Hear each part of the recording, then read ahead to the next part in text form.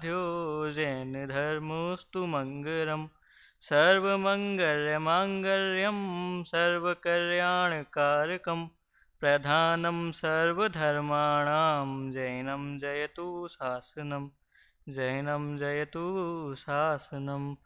ग्रंथ का मंगलाचरण करेंगे। वंदे तु सर्वसिद्धे ध्रुवमचरमणोपमं गतिं पत्ते बोच्छामि समयपाहुर मीणमोऽसुधकेवरी भणिदम्। नमः समयसाराय स्वानुभूत्या चकासते चित्स्वभावाय भावाय सर्वभावान्तरच्छिदे। समयसार ग्रंथ आचार्य कुंद कुंद देवकृत, उसकी आत्मख्याति टीका और उसके कर्तकर्म अधिकार पर हमारी विगत दिनों से चर्चा चल रही है। आज उसका एक प्रकरण द्विक्रियावादी मिथ्यादृष्टि, उसके ये प्रकरण का ये अंतिम गाथा है। कुल मिला के 7 गाथाएँ हैं, 80 से लेकर 86 तक। तो इसमें बताया है कि द्विक्रियावादी मिथ्यादृष्टि कौन होता है, कैसे, उसका क्या स्वरूप है, उसकी क्या मान्यता है, इसका वर्णन किया है। आज उसकी हम अंतिम गाथा लेंगे, जिसकी यदि उत्थानिका देखें तो उसमें क्या कहा, कुतो द्विक्रियानुभावी मिथ्यादृष्टि इति चेत, कि कोई पूछे, आचार्य से कोई पूछे, कोई प्रश्न करे कि द्विक्रियावादी मिथ्यादृष्टि कौन होता है, तो वो क्या कहते हैं। गाथा पाठ करेंगे। जम्हादुअत भावम ओग्र भावम च दो विकुबंती तेण दुमिच्छादित्थि दो क्रियावादिनो हुंती। इसका पद्यानुवाद पाठ करेंगे। यदि आत्मा जड़ भाव चेतन भाव दोनों को करे तो आत्मा द्विक्रियावादी मिथ्या दृष्टि अवतरे। देखिए, इस गाथा में क्या कहा कि एक कोई आत्मा है तो वो एक अपने भाव को या अपने परिणाम को और किसी पुरगर के परिणाम को यदि करता है तो वो आत्मा क्या द्विक्रियावादी मिथ्यादृष्टि होगा। कैसे होगा? क्योंकि पिछली गाथाओं में गाथा नंबर यदि आप 84 देखेंगे तो उसमें क्या व्यवहार से बात की थी कि आत्मा अपने भाव को और पुरगर के भाव दोनों को करता है, लेकिन वो व्यवहार की बात थी। लेकिन इसने क्या व्यवहार को उपाधि मान रखा है, इसलिए इसने ये क्या मिथ्यादृष्टि हो गया है। और मिथ्यादृष्टि कैसा? द्विक्रियावादी मिथ्यादृष्टि। द्विक्रियावादी अर्थात कि एक जीव 2 क्रियाओं को करता है। एक जीव 2 क्रिया मतलब कि अपनी क्रिया भी करता है और अन्य द्रव्य की क्रिया को भी करता है। यहाँ पर अन्य द्रव्य की क्रिया में पुरगर की क्रिया ली हुई है कि अब इसमें आचार्य अमृतचंद जब टीका लिखेंगे तो टीका लिखी है जो उसमें उन्होंने कुम्हार और घड़े का उदाहरण दिया है कि कैसे उदाहरण, वो हम टीका के आधार से देखेंगे। लेकिन अभी ये जो जीव द्रव्य है, ये आत्मा है, वो अपने भाव को तो करता ही है, लेकिन पर भाव को करता है। तो ऐसा उसे संशय क्यों होता है कि पर भाव मैं कर सकता हूँ, मैं पर भाव पुरगर भावों का मैं करता हो सकता हूँ, ऐसा उसको संशय क्यों होता है। तो इसको हम पिछली गाथाओं से जोड़ते हुए देखेंगे कि आप 80 और 81 गाथा देखेंगे।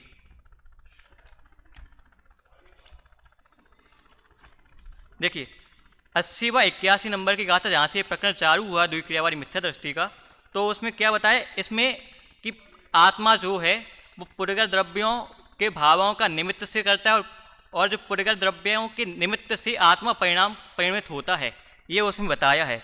तो क्या निमित्त नैमित्तिक संबंध होते हैं, ये तो सभी जानते हैं।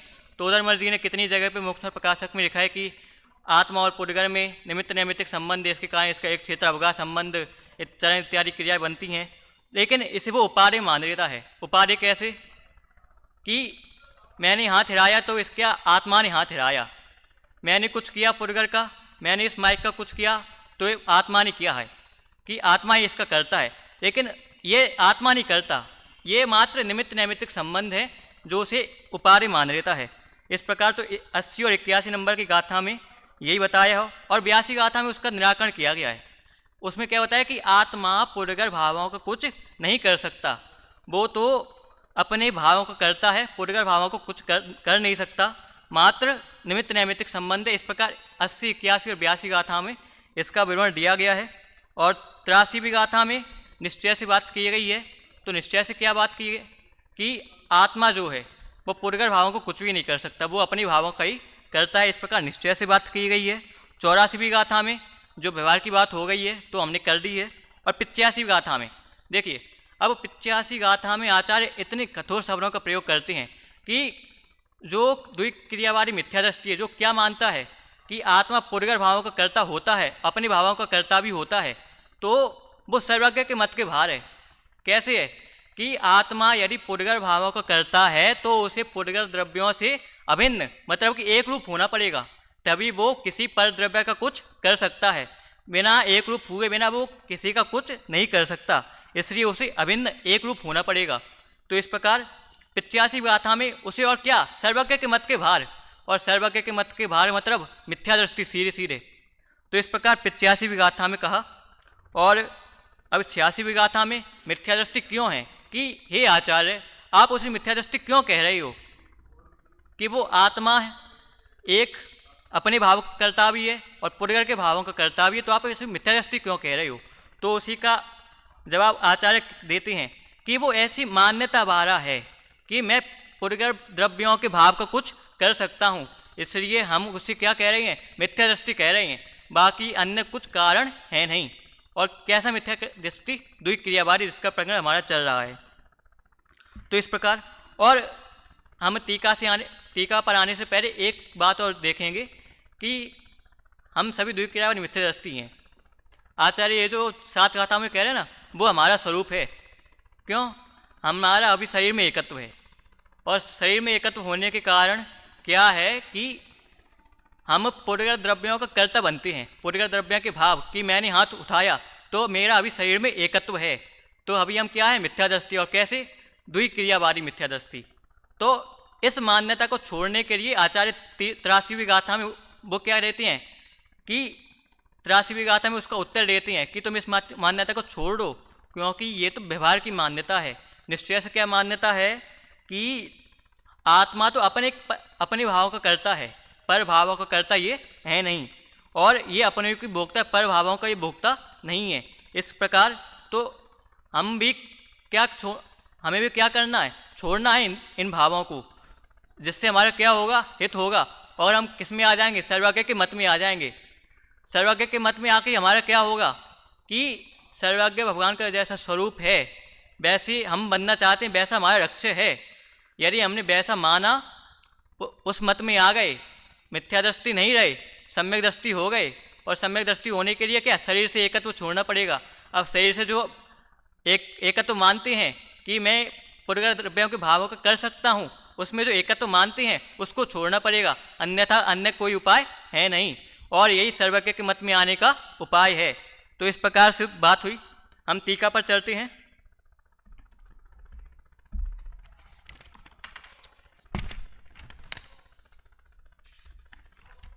देखिए, इस गाथा का एक बार हिंदी अर्थ पढ़ते हैं। क्योंकि वे ऐसा मानते हैं कि आत्मा के भाव और पुरगर के भाव दोनों को आत्मा करता है, इसलिए वे द्विक्रियावादी मिथ्या दृष्टि हैं। तो इस प्रकार क्या जो बात हमारी हो गई वो ही हिंदी अर्थ में लिखी है। अब सबसे पहले आचार्य अमृतचंद्र की शैली है कि वो जैसा उदाहरण देंगे वैसा ही क्या सिद्धांत में घटाएंगे, और इसी शैली का अनुसरण करके पंडित तोदरमल जी ने मोक्ष प्रकाशक में अनेक उदाहरण दिए हैं। तो हम पहले उदाहरण को पढ़ते हैं। आत्मा, पहले वो मतलब कि एक वाक्य लिखते हैं। क्या लिखते हैं कि आत्मा के परिणाम को और पुरगर के परिणाम को स्वयं आत्मा करता है, ऐसा मानने वाले द्विक्रियावादी मिथ्या दृष्टि है। यह सिद्धांत है। क्या सिद्धांत है? सिद्धांत मतलब कि जिसे कोई बदल नहीं सकता, यह बात सिद्ध है ऐसा। और क्योंकि एक द्रव्य के द्वारा दो द्रव्य के परिणाम किए गए भाषित नहीं होते, कि एक पुरगर द्रव्य जीव द्रव्य का कुछ नहीं कर सकता और अन्य द्रव्यों का भी कुछ नहीं कर सकता, उसी प्रकार ये जो एक जीव द्रव्य है, एक आत्मा जो है, वो अपने भावों को तो कर सकता है लेकिन पुरगर के भावों को कुछ नहीं कर सकता। तो इस प्रकार प्रतिभाषित दिखते नहीं है, प्रत्यक्ष भाषित नहीं होते। तो इस प्रकार, और वो उदाहरण क्या देते हैं अब, यद्यपि कुम्हार घड़े की उत्पत्ति में अनुकूल अपने परिणाम अर्थात इच्छा रूप या हस्तारी की क्रिया रूप व्यापार को करता हुआ प्रतिभाषित होता है, क्योंकि वह परिणाम कुम्हार से अभिन्न है और प्रत्येक द्रव्य अपने परिणाम को करता ही है। यहाँ पर क्या बात, अपने आत्मभाव की चर्चा हो गई। आत्मभाव मतलब कि जो कुम्हार है, कुम्हार ने क्या किया कि घड़े को करने रूप परिणाम किए, उसकी इच्छा हुई कि मैं इस घड़े को करूं, तो इस प्रकार आत्मभाव की चर्चा तो हो गई। अब क्या, तथापि घड़ा बनाने के अहंकार से भरा हुआ होने पर भी वह कुम्हार अपने व्यापार परिणाम के अनुरूप मिट्टी के घट परिणाम को करता हुआ प्रतिभाषित नहीं होता, क्योंकि वह घटरूप परिणाम मिट्टी से अभिन्न है और मिट्टी द्वारा ही किया जाता है। अब क्या देखिए, यहाँ पर क्या शब्द प्रयोग कर रहे हैं, अहंकार। अहंकार मतलब क्या, मैं पर द्रव्यों को कुछ कर सकता हूँ, ऐसा जो कुम्हार के अंदर अहम है कि मैं इस घड़े को अपनी इच्छा रूप बना सकता हूँ, लेकिन वो घड़ा उसकी इच्छा अनुरूप परिणमित होता है क्या, नहीं होता। कि कुम्हार की मर्जी थी कि वो कभी कोई लंबा घड़ा बनाए, लेकिन वो घड़ा गोल बन जाए, तो ये तो प्रत्यक्ष भाषित हुआ कि उसकी मर्जी के अनुसार वो कार्य हुआ ही नहीं। तो इस प्रकार कि तथापि घड़ा बनाने के अहंकार से भरा हुआ होने पर भी, अहंकार से भरा हुआ है कि मैं परद्रव्यों को कुछ कर सकता हूँ इस प्रकार, और घट परिणाम को करने में प्रतिभाषित नहीं होता कि घट का वो कुछ कर सकता है, ऐसा प्रतिभाषित नहीं होता, क्योंकि घट रूप परिणाम मिट्टी से अभिन्न है। क्योंकि जो घट रूप परिणाम है, घट किससे बनता है, मिट्टी से। कुम्हार तो बस घट बनाता है, और जो 80-81 भी गाथा में बात हो गई है निमित्त नैमित्तिक संबंध की, उसी आधार से वो घट बनाता है निमित्त नैमित्तिक संबंध से। यदि क्या व्यापक संबंध जिसकी चर्चा पिछली गाथाओं में हमारी हो चुकी है, यदि उस संबंध को घटाएं तो वो कदापि नहीं घट सकेगा, क्योंकि वो तो एक द्रव्य भी घटता है, लेकिन ये तो दो द्रव्य अलग हैं, कुम्हार अलग है और घट अलग है। इस प्रकार क्योंकि वह घट रूप परिणाम मिट्टी से अभिन्न है और मिट्टी द्वारा ही किया जाता है, क्यों वह जो घट रूप परिणाम है वह मिट्टी से अभिन्न है, मिट्टी से एक रूप है, कुम्हार से एक रूप नहीं है, और मिट्टी के द्वारा ही किया जाता है, कुम्हार के द्वारा नहीं किया जाता है। इस प्रकार अब इसी का सिद्धांत, इसी प्रकार आत्मा भी अज्ञान के कारण पुरगर कर्म रूप परिणाम के अनुकूल अपने परिणाम को करता हुआ प्रतिभाषित हो, क्योंकि वह परिणाम आत्मा से अभिन्न है, और प्रत्येक द्रव्य अपने परिणाम को करता है। क्या कह दिया यहाँ पर, आप देखिए अज्ञान शब्द प्रयोग हुआ है कि अज्ञान के कारण पुरगर कर्म रूप परिणाम के अनुकूल, कि पुरगर कर्म रूप परिणाम जैसा है उसके अनुरूप, उसके अनुकूल अपने परिणाम को करता हुआ वह आत्मा प्रतिभाषित होता है। कि जैसे कि इस शरीर को रोग हो गया रोग, अब आत्मा क्या विचार करेगा, आत्मा में क्या विचार आएंगे, क्या विकल्प उठेंगे कि इस रोग को ठीक करना है। इस शरीर को भूख लगी, क्षुधा वेदना हुई, अब विकल्प क्या उठेंगे कि उस क्षुधा को दूर करना है। तो अज्ञान के कारण क्षुधा किसे लगी है, शरीर की क्षुधा है, लेकिन विकल्प किसे उठ रही हैं, आत्मा को। तो इसी प्रकार, और परिणाम, विकल्प मतलब कि परिणाम, और वो विकल्प किस में हो रही है, आत्मा में। तो वो प्रतिभाषित कहाँ होती हैं, आत्मा में, कि आत्मा परिणाम कर रहा है, इसलिए वो उससे अभिन्न है। क्योंकि क्या लिखा, प्रत्येक द्रव्य अपने परिणाम को करता है। प्रत्येक द्रव्य यहाँ पर क्या लेना, यहाँ पर तो आत्मा की बात बताई है। यदि हम घटाएं धर्म अधर्म आकाश काल पुरगर, सभी द्रव्यों पर बात घट जाएगी। कि धर्म पर घटाएं तो धर्म द्रव्य क्या, वो निमित्त बनता है चलने में, और चलने में निमित्त बनता है, तो वो अधर्म द्रव्य का कार्य नहीं कर सकता। कि अधर्म द्रव्य नहीं चलता तो उसको चला नहीं सकता, जीव पुरगर चलते हैं तो उसको चलाने में निमित्त बनता है, ऐसा। तो प्रत्येक द्रव्य अपने परिणाम को करता है, किंतु पुरगर के परिणाम को करने इसके अहंकार से भरा हुआ प्रतिभाषित ना हो, क्योंकि वह पुरगर का परिणाम पुरगर से अभिन्न है और पुरगर के द्वारा किया जाता है। क्या कह दिया कि पुरगर के परिणाम को करने के अहंकार से प्रतिभाषित ना हो, कि मैं पुरगर द्रव्य का परिणाम कर सकता हूँ क्या, और पुरगर द्रव्य भी आत्मा के परिणाम को नहीं कर सकता। जो 80वीं गाथा में निमित्त नैमित्तिक भाव की चर्चा आई थी, बस वही चर्चा है कि निमित्त नैमित्तिक भाव से तो ये चर्चा होती है, लेकिन यथार्थ रूप से निश्चय की बात क्या थी कि जीव तो अपने परिणाम को करता है, भोगता है, लेकिन यथार्थ रूप से कोई किसी के परिणाम को करता नहीं है। प्रत्येक द्रव्य अपने परिणाम को करता है, लेकिन जीव में क्या अहंकार है कि मैं पर द्रव्य पुरगर द्रव्य का कुछ कर सकता हूँ। उसी अहंकार के कारण वो क्या करता है, पुरगर द्रव्य का कुछ करना चाहता है। इसी प्रकार प्रतिभाषित ना हो, क्योंकि पुरगर का परिणाम पुरगर से अभिन्न है। जीव से अभिन्न नहीं कहा यहाँ पर, पुरगर से अभिन्न कहा। पुरगर द्रव्य है, पुरगर द्रव्य का परिणाम जो है पुरगर से अभिन्न है, एक रूप है, जीव से एक रूप नहीं है और पुरगर के द्वारा किया जाता है। इस प्रकार से आचार्य अमृतचंद्र ने उदाहरणबद्ध सिद्धांत क्या चर्चा की है, इसको आप देख सकते हैं। अब आचार्य जयसेन की गाथा को देखते हैं। जिस प्रकार कुम्हार उपादान रूप से स्वकीय परिणाम करता है, यदि उसी प्रकार उपादान रूप से घट को भी करे तो उसे रूपी, अचेतन और घट रूप होना होगा, अथवा घट को चेतन और कुम्हार होना होगा। क्या उदाहरण क्या दिया उन्होंने, यदि कुम्हार घट को करता है और कैसे करता है, उपादान रूप से करता है, निमित्त रूप से नहीं कहा, उपादान रूप से करता है। निमित्त उपादान तो सभी जानते ही होंगे कि कुम्हार मिट्टी को करने में निमित्त है और उपादान क्या है, कुम्हार अपने परिणामों का यह मिट्टी घट को करने में उपादान है। ऐसे तो कुम्हार उपादान रूप से स्वकीय परिणाम करता है, यदि उसी प्रकार उपादान रूप से घट को भी करे, उपादान रूप से घट को भी करे तो क्या होगा, तो उसे रूपी होना पड़ेगा, आत्मा को रूपी होना पड़ेगा, घट रूप होना पड़ेगा, अचेतन होना पड़ेगा, क्योंकि व्याप्य व्यापक भाग कहाँ घटता है, एक द्रव्य मात्र में घटता है, दो द्रव्य में कभी घटता नहीं है। इसी प्रकार अचेतन होना पड़ेगा, यदि उसे घट को करना है तो उसे अचेतन होना पड़ेगा, क्योंकि घट क्या है, अचेतन, और कुम्हार क्या है, चेतन। इस प्रकार और घट रूप होना पड़ेगा। घट रूप होना पड़ेगा मतलब कि उसे घट को करने के लिए मिट्टी रूप घट रूप होना पड़ेगा, अथवा घट को चेतन होना पड़ेगा।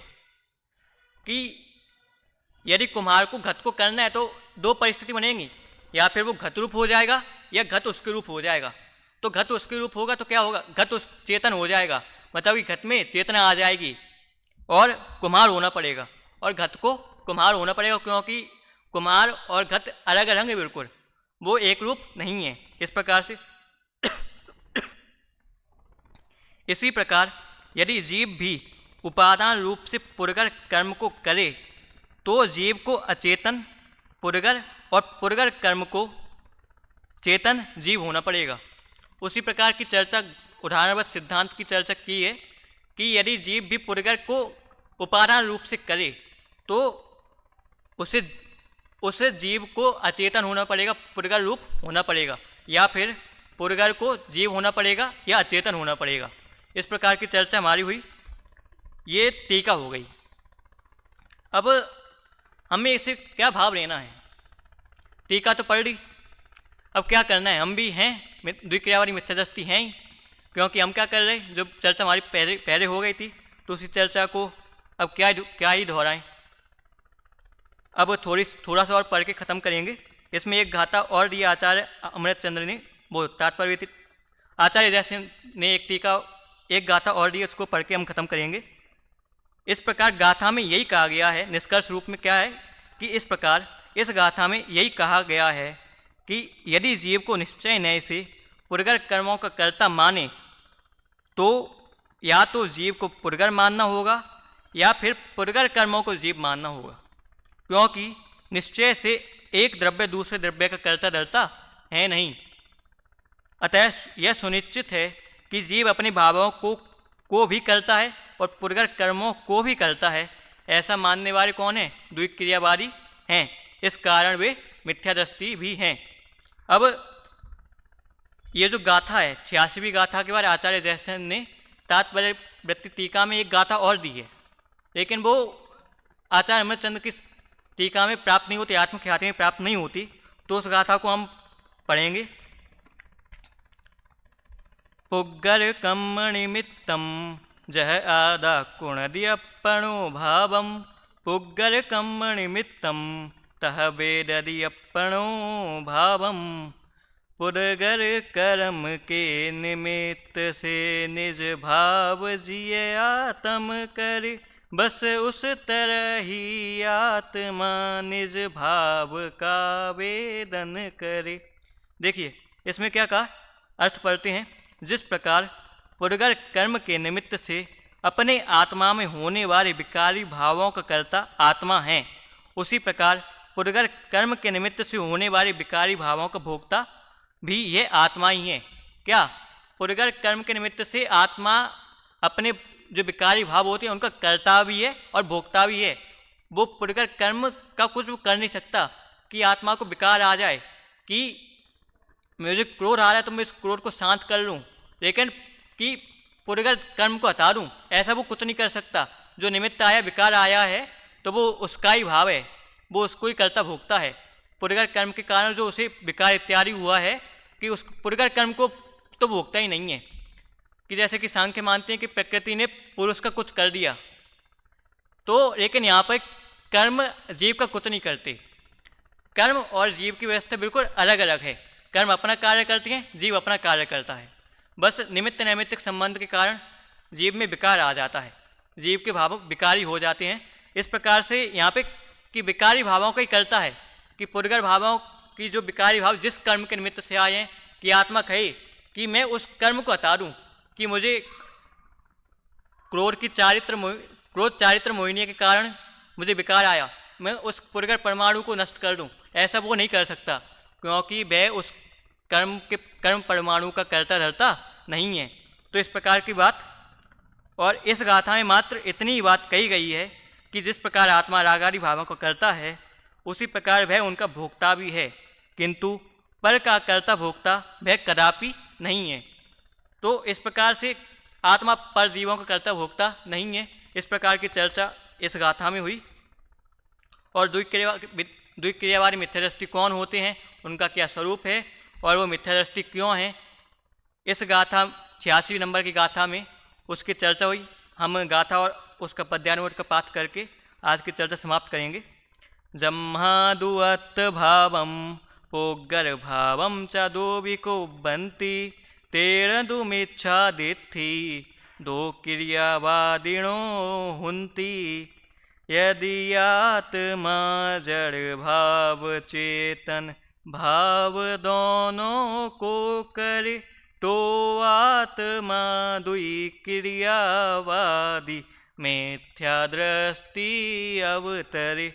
तो इस प्रकार से हम भी द्विक्रियावादी मिथ्यादृष्टि हैं, इस भाव का अनुभवन कर उस द्विक्रियावादी मिथ्यादृष्टि पने को नष्ट करें। इसी मंगल भावना के साथ आज की बात को विराम देता हूँ। जय जिनेंद्र।